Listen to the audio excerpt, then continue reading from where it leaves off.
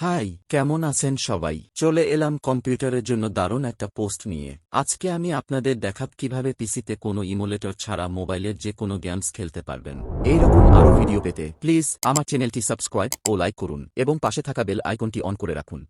প্রথমে আপনি আপনার কম্পিউটারে যে কোনো একটি ব্রাউজার ওপেন করেন এবং স্ক্রিনে দেখানো তাদের অফিসিয়াল ওয়েবসাইটে যান এবং ডাউনলোড বেটাতে ক্লিক করুন।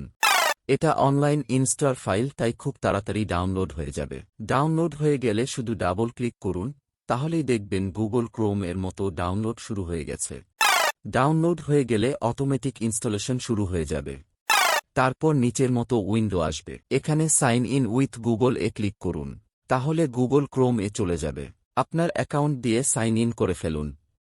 এখন লোকস গোড এ ক্লিক করে একে একে এগিয়ে যান, তাহলেই দেখবেন গুগল প্লে গেমস এসে গেছে।